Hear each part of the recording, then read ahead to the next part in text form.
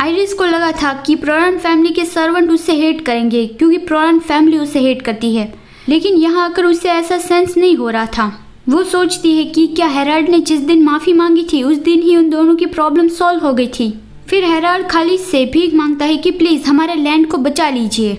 खालिद कहता है मैं मेरा बेस्ट दूंगा। फिर खालिद पहले नहाने जाता है क्योंकि उसकी बॉडी पे बहुत सारा ब्लड लगा हुआ था। फिर आइरिस सोच रही थी कि मैंने तो कभी नहीं सोचा था कि ह्यूमन भी इस तरह के बीस्ट में बदल सकते हैं। फिर दूसरे दिन हेराल्ड उन दोनों को वो ट्विन ब्रदर के घर ले जा रहा था और रास्ते में उसने बताया कि जिन लोगों का मैजिक के साथ कोई भी संबंध है उसके साथ ही ऐसा हो रहा है। जो ट्विन ब्रदर्स थे वो भी बहुत अच्छे म्यूजिशियंस नहीं थे। वो लोग एक स्मॉल विलेज में रहते थे। उन लोगों के पास डिसेंट हीलिंग पावर था, तो इस तरह से वो लोग बुजुर्ग और फार्म के एनिमल की छोटी सी बीमारियों को ठीक कर सकते थे। लेकिन फिर जब वो लोग मेयर के बच्चे को हील नहीं कर पाए तो सब लोगों ने उसके बारे में ऐसी रूमर्स फैला दी कि वो लोग ब्लैक मैजिक यूज करते हैं। लेकिन पता नहीं लोगों ने उसका विश्वास कैसे कर लिया। वो लोग तो लोगों की बीमारियां दूर करते थे, उसकी हेल्प करते थे। एंड तक सिर्फ उसके फादर ही उसके सपोर्ट में रहे थे। फिर वो तीनों उन ट्विन ब्रदर के घर पहुंच गए जहाँ पे सिर्फ उसके फादर रहते थे। उसके घर की हालत बहुत खराब थी क्योंकि रिसेंट इवेंट की वजह से लोग उनसे नफरत करने लगे हैं। जो लोग मैजिक यूज करते हैं, जो मैजिशियन होते हैं, उसके फ्रेंड, उसकी फैमिली, सबके घर पे वो लोग अटैक करने लगते हैं। फिर हेराल्ड जोर जोर से दरवाजा खटखटाता है कि हमें अंदर आना है, लेकिन अंदर से जोर से आवाज आती है कि गेट लॉस्ट, मैंने ऑलरेडी तुम लोगों को कह दिया है, मुझे कुछ भी नहीं कहना है।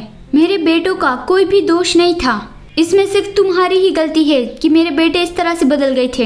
हेराल्ड दरवाजा ठोकता हुआ कहता है कि अगर तुमने दरवाजा नहीं खोला तो मैं इसे किक लगा के तोड़ दूंगा। अंदर से आवाज आती है कि चले जाओ, ये मेरी लास्ट वार्निंग है। आइरिस हेराल्ड को कहती है कि रुको, क्या तुम सच में दरवाजे को किक लगाने वाले हो? हेराल्ड कहता है कि क्या आपने देखा कि वो दरवाजा खोल रहा है? आइरिस सोचती है लगता है कि वो तो जरा सा भी नहीं बदला है, और वो हेराल्ड को कहती है कि उसने अभी ही तो अपने बेटों को खोया है और सभी उससे हेट करते हैं। अगर तुम उसे धमकाओगे तो वो और ज्यादा हार्ड फाइट करेगा। हेराल्ड कहता है तो फिर क्या आपके पास कोई और रास्ता है? आइरिस सोचती है जब बिना रीजन के सब लोग मेरी इंसल्ट करते थे तब जो चीज मुझे स्ट्रेंथ देती थी वो थी मेरी फैमिली और कुछ काइंड वर्ड्स। तो आइरिस को समझ में आ गया कि उसे क्या करना है। वो कहती है कि मुझे उससे बात करने दो। वो धीरे से दरवाजा खटखटाती है और कहती है कि सर प्लीज, क्या मैं अंदर आ सकती हूँ? मुझे बस आपसे कुछ क्वेश्चन पूछने हैं। लेकिन अंदर से फिर से जोर से आवाज आती है कि मैंने कहा ना गेट लॉस्ट। तो खालिद गुस्से से कहता है कि मेरी वाइफ से इस तरह से बात करने की उसकी हिम्मत कैसे हुई? आइरिस उसे हश कर देती है और वो समझ रही थी कि अंदर जो पर्सन है वो क्या फील कर रहा होगा। वो उसे कहती है कि सर, हमें भी ये लगता है कि आपके बेटों की कोई गलती नहीं थी। हम आपकी बात सुनने आए हैं कि सच क्या है।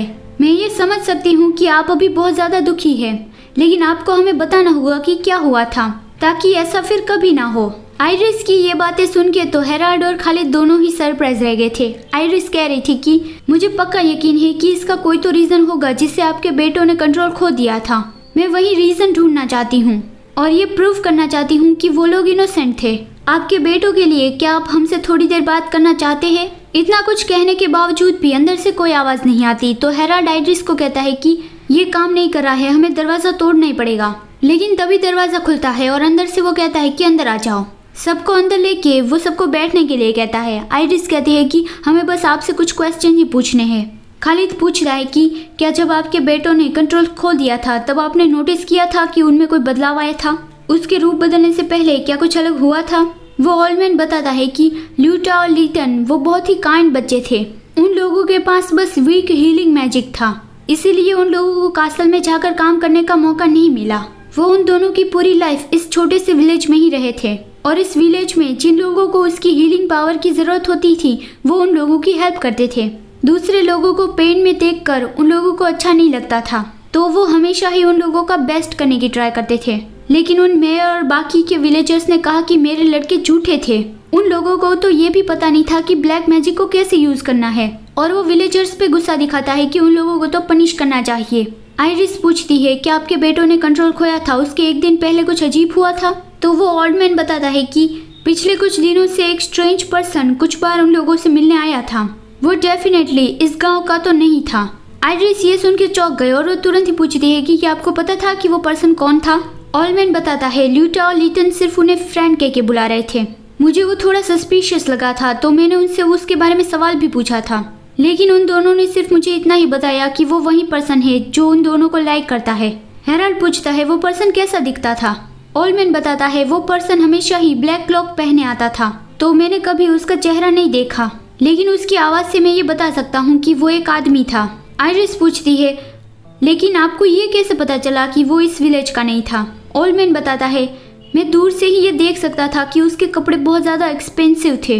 इस विलेज के लोग तो ऐसे कपड़े पहन ही नहीं सकते। आइरिस सोचती है कि इसका मतलब वो कोई नोबलमैन या फिर उसका बेटा हो सकता है, और वो हेराल्ड की ओर देखती है और हेराल्ड ने देखा कि वो उसकी ओर देख रही है, तो वो उसे पूछता है कि हाँ क्या मेरे फेस पर कुछ लगा हुआ है। आइरिस कहती है कि नहीं कुछ भी नहीं, और वो मन में सोचती है कि ये मैं क्या सोच रही हूँ। ल्यूटा और लीटा ने उस ब्लैक क्लॉक मैन से बस कुछ घंटे बात की थी और वो दोनों लड़के बहुत ही ज़्यादा ऑनेस्ट और स्ट्रेट फॉरवर्ड थे, और इन सारी बातों से कोई सेंस नहीं बन रहा था कि दो लड़के रातों रात ऐसे ही पागल कैसे बन सकते हैं। और आइरिस को उन ब्लैक क्लॉक मैन पे शक होने लगा। फिर उस ओल्ड मैन से बात करने के बाद वो लोग वापस जा रहे थे और उन लोगों का शक अब ब्लैक क्लॉक मैन पे ही था। वो कोई म्यूजिशियन हो सकता है जो लोगों को हिप्नोटाइज या फिर उसका ब्रेन वॉश कर रहा होगा। मोस्ट ऑफ म्यूजिशियंस अपना कंट्रोल खोने की शुरुआत अपने घर के पास से ही करते थे, लेकिन इन ट्विन ब्रदर के केस में उन लोगों ने अपना घर छोड़ने के बाद अपना कंट्रोल खोया था। तो ये उसके लिए रेयर था क्योंकि उसकी फैमिली में उसका फादर जिंदा था, और बाकी जो म्यूजिशियंस अपने घर पे ही कंट्रोल खोते थे वो पहले अपनी फैमिली मेंबर्स को ही मार डालते थे। आइरिस कहती है ये तो कितना टेरिबल है ना कि म्यूजिशियन अपना कंट्रोल खोकर जिससे वो प्यार करते हैं उसे ही मार डालते हैं। हेराल्ड को याद आया कि हाँ एक रिपोर्ट मिली थी कि जिस म्यूजिशियन ने अपना कंट्रोल खोया था उसके घर के पास ही एक ब्लैक क्लॉक मैन को उसने देखा था। तो फिर वो लोग उस विटनेस के घर पे जाते हैं और सभी लोगों से बात करके उन लोगों को यही पता चला कि उन लोगों ने एक ब्लैक क्लॉक मैन को देखा था जो म्यूजिशियन से मिल रहा था, और वो बहुत ही टॉल था, उसका फेस नहीं दिख रहा था, वो इस गांव का नहीं था और उसने महंगे कपड़े पहने हुए थे, लेकिन इसके अलावा और कोई डिटेल उन लोगों को नहीं मिल रही थी। तो आइरिस सोच रही है कि आखिर वो मिस्टीरियस मैन है कौन जिससे बातें करने के बाद म्यूजिशियन अपना कंट्रोल खोकर एक बीस्ट में बदल जाते हैं। फिर सांझ हो गई थी और वो लोग वापस जा रहे थे। हेराल्ड कैरियज में बैठा हुआ कहता है कि लगता है कि मुझे ये ऑर्डर दे देना पड़ेगा कि हर एक ब्लैक क्लॉक पहने आदमी को अरेस्ट किया जाए। खालिद कहता है कि हेराल्ड तुम तो कितने बेवकूफ हो, क्या तुम उसे वार्निंग देने की ट्राई करे हो कि वो भाग सकता है? वो जैसे ही वांटेड पोस्टर देखेगा वो तो भाग जाएगा ना। तो हेराल्ड को उसकी गलती समझ आई कि वो ऐसा तो नहीं कर सकते हम। और एक अजीब बात थी कि प्रोरान फैमिली के पास जो म्यूजिशियंस है वो लोग अपना कंट्रोल नहीं खो रहे हैं।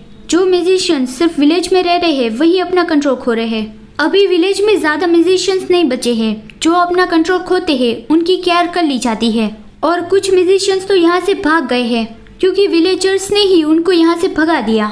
खालिद कहता है कि तुम्हारे लैंड में जो बाकी बचे म्यूजिशियंस है उसके पीछे सीक्रेटली नाइट्स को नजर रखने के लिए कह दो, वो लोग नेक्स्ट विक्टिम बनने वाले हैं तो हमें उस पर नजर रखनी चाहिए। फिर घर पहुंचने के बाद खालिद और आइरिस अपने रूम में चले गए कि कल इसके बारे में बात करेंगे। आइरिस और खालिद ने सीक्रेटली इस घर में भी जांच की थी, लेकिन उन लोगों को यहाँ कुछ भी नहीं मिला था। खालिद को प्रोरान फैमिली पे भी शक हो रहा था, लेकिन ये लैंड उन लोगों का है तो वो लोग अपने ही लैंड को क्यों प्रॉब्लम देंगे। तो आइरिस कहती है कि हमें उन लोगों पे शक नहीं करना चाहिए। खालिद ये सुनकर मुस्कुराता है और कहता है कि आइरिस मुझे तुमसे यही उम्मीद थी, मेरी लवली वाइफ बिल्कुल भी ऐसी नहीं है जो इतना इजीली दूसरों को हेट करने लगे।